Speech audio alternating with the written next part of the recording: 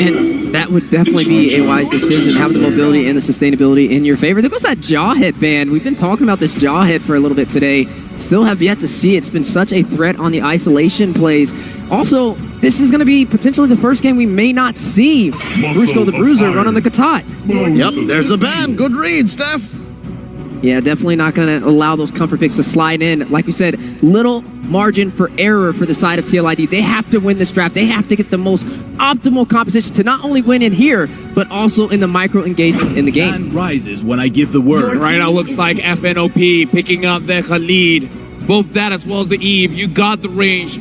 The Eve is already doing well against the Jushin. Adding on to that, the TLID, looking at FNOP, the mid trio here, they're not going to let this Hayabusa farm. I don't see how TLID can move around the map. I mean, TLID has some... TLID has... Overall, they get exactly what I think they want, right?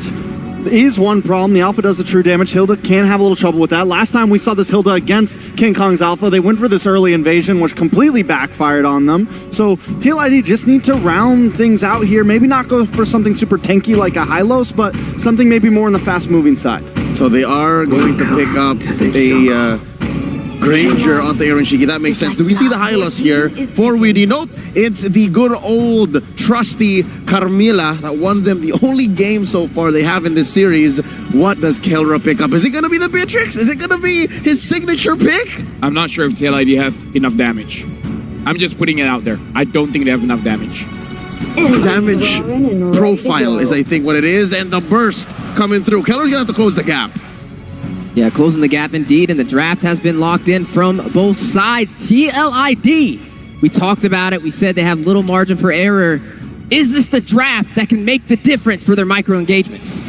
Well, if Onyx wins this one, this is the final time the panel will be on screen. So thank you, everyone, but now we're throwing into the casters. Thank you so much, panel, for breaking it down once again. It's me, Naisu, Gideon, and Mirko to bring you a championship point game right now. Can TLID extend the series? Again, it's a best of 5. They have the chance, a best of 7. They have a chance here. What do you guys think of the drafts for this one? I think this one's going to be a lot more interesting, right? FNOP have taken a completely separate angle of targeting Fabian, and now the early game as well. TLID need to snowball off this comp. There's so much control for FNOP. This looks like a pure neutral, objective, snowball kind of composition. They're going to get first one all the way to the third. Well, let's see if it can happen here again. FNOP facing championship point, 1 win away from being crowned the M6 World Champions. And TLID, with this lineup, they had the Carmilla before, they can make it work again, and that's a good little preview of what's at stake here. As early a game already, poking happening in the mid lane. This Wishing Lantern, Super Prince. Okay, flicker out from Super Prince. Respect instantly as Aran shows himself in that bush. Revitalized for Witty. Yeah, but just as expected here, right? Because Kirk is going for Warcry, doesn't have the concussive blast. He won't be able to push out as quick as Aran, only for the earlier stages of the game. Later on might be a bit more tough, but let's see how Yeheskill's going to deal with it as the first Lethal Wanderer goes over the Fnatic on a PH. Oh, and all in early over Aran. Flicker out as well. So 2 battle spells now used up from TLID. King Kong getting that lethal earlier. Looking to go for more, but respects TLID's control with the Juicin. The biggest thing about this, if TLID wants to go ahead and have these winning fights, is really playing against the massive amount of crowd control and also just space advantage that FNOP can set up with this type of composition, even with the Eve here. I mean, again, looking at it, you know, Kirk, we just saw the performance with the Edith, still running that Warcry emblem, but even so, the amount of mobility that is here for Kelra this time around, running even that sprint, he's going to be able to maneuver easily around these team fights, and TLID has to be able to shut that down. Yeah, I mean, he can play on... Aaron Shiki, unfortunately, can only play on linear lines, right? He kind of wants to line up with Keller, which is why he got extra movement speed in his emblems, just to kind of keep up with it. But as soon as that sprint pops, there's no keeping up with it at all, especially if he takes hit from a Queen's Call. Nevertheless, we are seeing an instant invade on the opposite side of the map. RWM forcing Fabian to use the Quad Shadow. Fnatic Onyx Philippines, this is the control we were talking about, but they have utilized a couple of resources, and that's why King Kong was sent down below Brusco. Gonna be all in here. Aran has a Power Wilderness, but Brusco just flickers out, and now King Kong's ahead. Again, another battle spell used here on both sides, really. All for this first turtle, really taking the time. Aran will hold it up at the front. Fabian joining the fight. Doesn't have a purple buff. It's going to be up in 10 seconds, so they might just go ahead and start this up. Take control of it as they do. Brusco gives the information. Doesn't have a level 4, so not going to be able to do much. As King Kong, though, did build up. Again, just trying to get some of that gold lead and that even level lead. I mean, as much as Team Liquid ID don't mind taking the turtle, honestly, I feel like it's a bigger win for Fnatic Onic PH. You're getting your jungler ahead, and more importantly, you're not even giving the opportunity for TLID to start a snowball. I mean, let's just go match by match, right? Super Prince, he's hurting Yehezkiel, especially when both the supports have to leave the lane. Yeah, I think it's just a very interesting but great approach here for Fnatic Onic Philippines. They could have gone, wait, up top, Aran, force a flicker, King Kong, not going to overcommit there. The Primal Wrath already used by Kirk, and they're just going to go and hammer down on this turret gold. Half of the HP on the turret gold down. Yehezkiel, Crimson Beacon, now Lantern Flare. Yeah, no threat over to King Kong and Kirk. There's no damage here, not yet, but Witty, he's going to get chunked down as RWM is also being deployed. And that's the thing, we're seeing a lot of these fights where it's like, you know, they're dropping down ultimates, they're using their battle spell, they get a flicker out again here, and this is all the thing, right? If you can go ahead and catch a kill for either team, then that's great. But like Gideon, you just mentioned, you know, if FNOP kind of delays this, they don't actually have to go and snowball. Hold on. A shadow kill over, okay. Now, that's the revitalize, but Kelra picks up the kill. Fabian, the kill. Kelra, one piece from both of them. It's too slow, too late to react to it. Even with the Curse of Blood, just no damage to really follow up, and also the major target's already down. So Witty dying like that, and at least Fabian able to find one back. At this point, I think that Fnatic Onic PH are in a pretty comfortable spot overall. Brusco doesn't mind dying a couple more times, but this next neutral objective might be really tough for TLID to actually get on top of. So it's all about, hey, how many battle spells do you have? If we get hit by the Curse of Blood, can we die for Aaron Shiki? Maybe even Aran if we're lucky. You can see this too, you know, Kelra already having the Haas clause. Oh, hold on. Kirk. Flicker out, Quad Shadow coming down as well. No onward or no Earth Shatter. They're not going to go for it. Yeah, he can rely on the Primal Wrath here too, but it's more so just, again, kind of limit testing each other. Battle spells being used up or not. Next objective is up here, and they're going to get in the zone here. They have to worry about Super Prince setting things up, but it's going to be started up too. King Kong holding it. Brusco walking up as well. The Lantern Flare still on him. King Kong on the turtle. Curse of Blood going to be locked in onto King Kong. Still the retribution on point. Kelra in the back with a heavy crossbow again with the flanks. Fabian jumping back and forth. Not enough damage. Kelra is on a roll. They split the fight into two. Witty is still trying to buy some time as Kirk at 1 HP tries to knock up Yehezkiel with the Earth Shatter. Fabian with the Quad Shadow should be able to find one for his own, but even so, the fight has been split in half. No, it's a chase. Super Prince chasing Fabian. He's waiting for the cooldown on the Quad Shadows. Brusco walks up and shuts him down.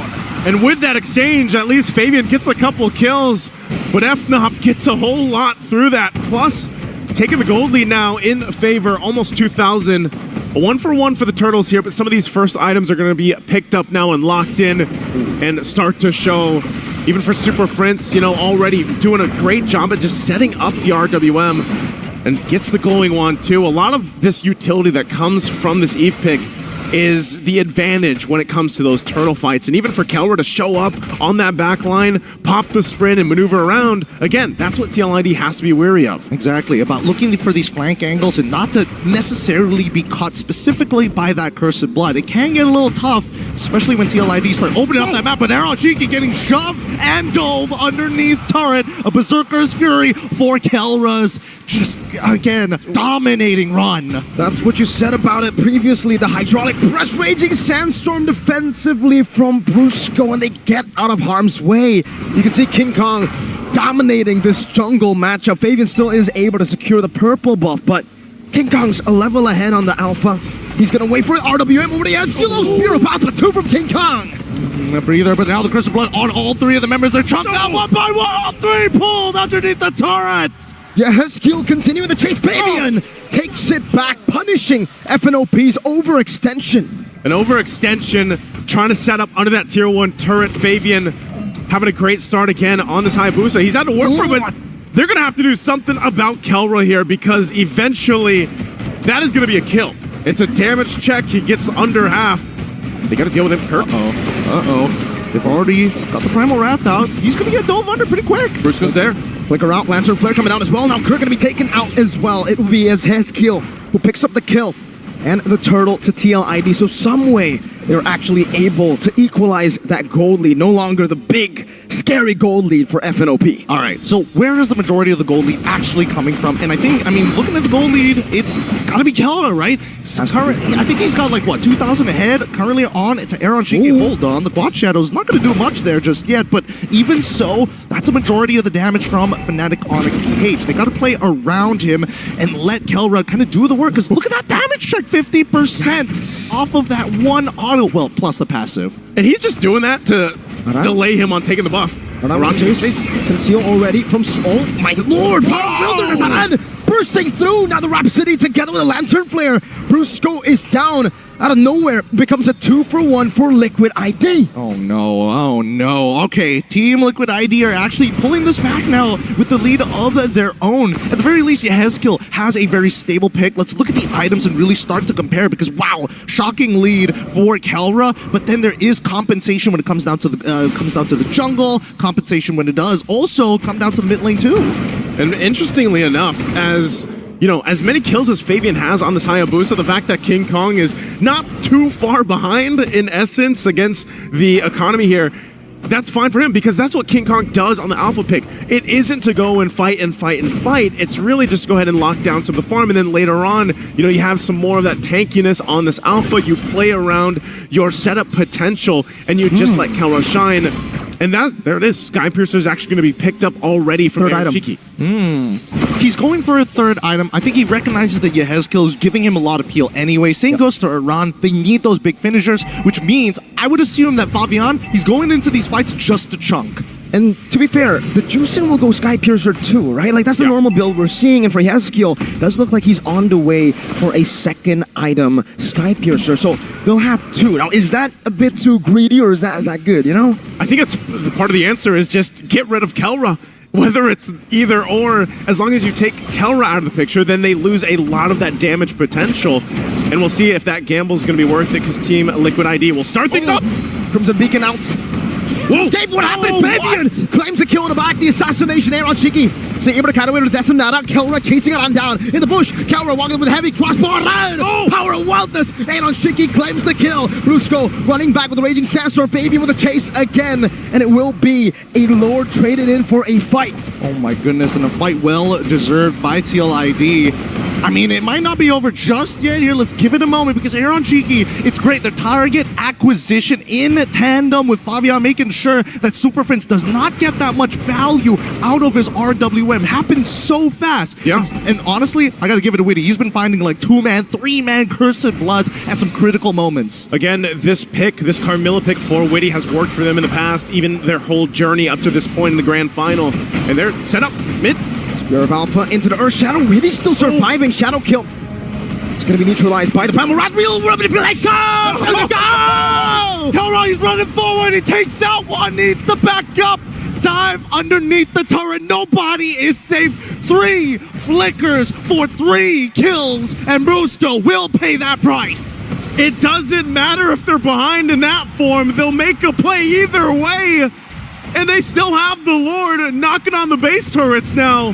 FNOP sets things up. They might look for more. They're hungry. They're so hungry. They want this inhibitor early on. They want to create that 13K lead they did in their previous series. Because Team Liquid ID, if they find that momentum back against Fnatic on a PH, they might be able to turn things around. Holy moly. Just when you think Liquid have neutralized the lead, when you think they're ahead, someone else becomes the X Factor.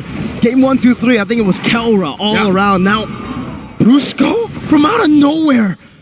It's always one of them, and that's again why they have been called the Super Fam. Every single player, every single role in lane filled and just perform at a peak here throughout the tournament and now through the grand final.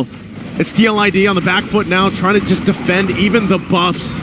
King Kong put enough pressure, nearly level 15. Again, with this, Team Liquid ID still in fighting form, not a massive deficit to work against, but it gets increasingly more difficult when they approach these Lord fights because of that setup potential from FNOP. Oh, but even so, at the end of the day, it really comes down just to hard execution, right? As much as Fnatic, Onyx, PH are able to kind of control this tempo, the execution for these are... Wait, hold on. Oh my god. Oh, right. RWM has also been thrown out here, but I don't think they should be able to find anything. With the isolating, you know, the cancel! Spear of Alpha, he gets out with a fade away! What a cancel! Never mind, I take it back. They do find one. Sometimes you wonder, Kelra's jumping forward. Well, that's exactly why. So aggressive and making moves just now at this point. How does he get a Renner's apathy on an Irithyll? I have no clue. I have no clue. But at this point, this Lord should be free, right? They're going to start it up. Lord for the taking here. It's already taken. Kirk gets it. Raging Sandstorm, Brusco. Gonna be taken down. He has to go with the Sky Piercer stack. Crucial Blood into the back line. Super Prince not able to pop in the RWM just yet as Kelra jumps with the heavy crossbow. Power Wildness onto Kelra, but Aran gets deleted. The peel is perfect. Kelra has the space, and Witty, as well as Aran, will not be able to create the opening that they were looking for. And look at that, just as you think, he's so aggressive on this Irithyll, able to jump in. Now he also gets some defense with a Wind of Nature pickup. Able to deal with some of that pressure, physical damage that might be set up from even Fabian here. They work with this Lord at push now, taking the goal lead a little bit further. FNOP will get ready to march towards the base. They already got some work done on these turrets. And so Team Liquid Indonesia in a precarious situation on this defense. They have to be able to clear things out and keep things contained and together. They're going to rely on the setup potential and maybe even this Cursed Blood. Spear of Alpha won't land from King Kong. It's a short cooldown, totally fine here, and I think the Team Liquid ID need to play this defensively. Sacrifice an inhibitor, sure, but this game needs to drag on because they're so close to their next item power spike. 39-43. The siege continues. That's a quad shadow to the back. King Kong with the Spear of Alpha baited out. The Primal Wrap from Kirk as well, though. 2 base turrets taken down. Now 1 more up top. Kelra sent to deal with it. A few more shots into the turret. It will survive for a bit. Kelra wants to go for it. Walks up a few more times. 1 more time. Detsunata keeps him at bay. Team Liquid ID wants to hold on to that one. Fabian jumps in. Shadow kill, Spear of Alpha, bringing him back again. The quad shadow back from Fabian and the damage. RWM locking them down inside. He has deal with the Crimson Beacon, locking Super Prince up. Now it's an all-in into the back line. Aaron Chicky getting it, Raging Sandstorm from Boost. Kelra in the pace, looking for the end moment. TLID have cleared out the wave, and Kelra will be able to escape, but King Kong have dealt with him. Oh no, the minions are starting to push it. They're running out. It's one. Thunder heralds their unstoppable reign. Unscathed, unrivaled, their legend.